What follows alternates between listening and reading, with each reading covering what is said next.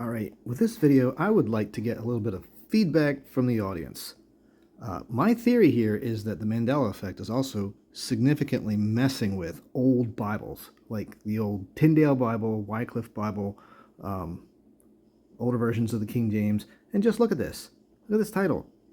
Now, it's hard to read archaic English. You know, they have this medial S, which looks like an F, makes the S sound, and a lot of other differences there.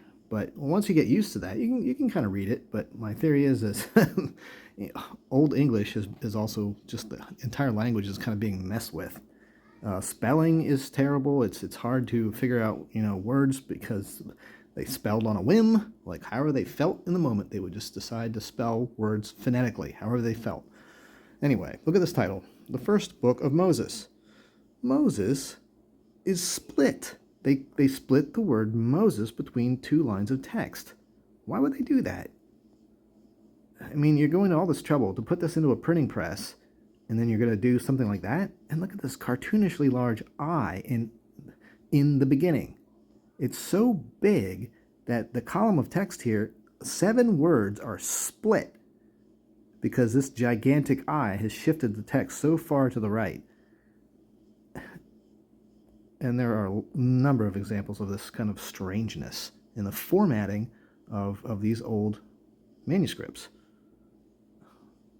So you can see all these words contained, split between 2 lines of text, completely different font styles, weights between the 2 lines. According is split. It looks really bizarre. I mean, I'm not sure if anyone out there is an expert on archaic English and why they would do something like this, but it looks really funny. And it almost looks like, it's a result of the Mandela effect, altering reality.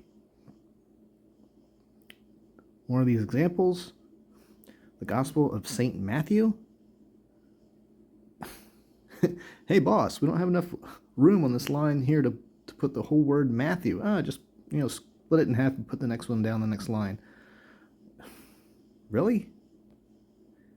And I just have to point out these pilcrows. It's that little C-looking letter on the left.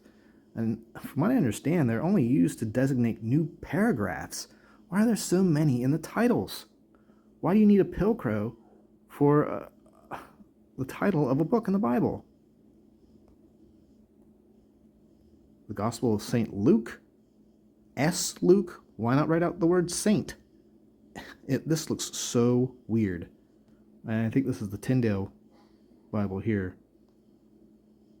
And this is wild. I mean, gigantic pilcrow, and then the word the, and new, but you have to split the word new. And they're not even using a capital N in new as a New Testament. But then the following line, testament, is spelled with a capital T. This looks so weird. I think this is the Mandela effect. Altering these old Bibles. Testament is split into 2 words, such different sizes, weights, styles, fonts between the 2 lines. It looks so strange.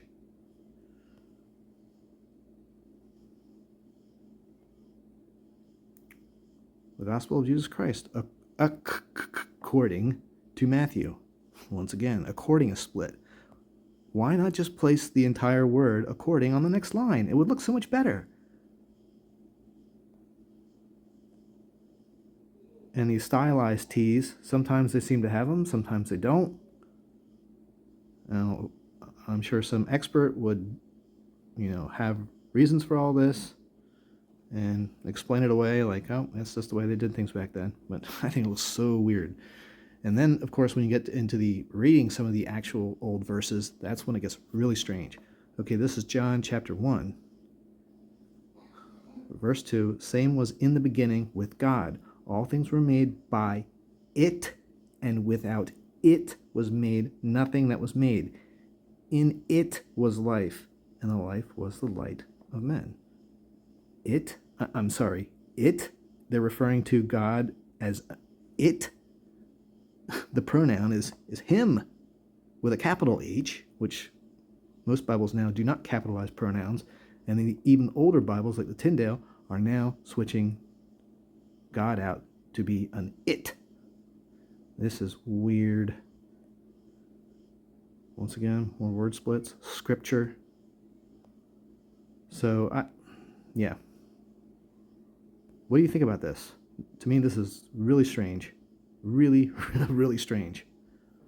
Let me know in the comments.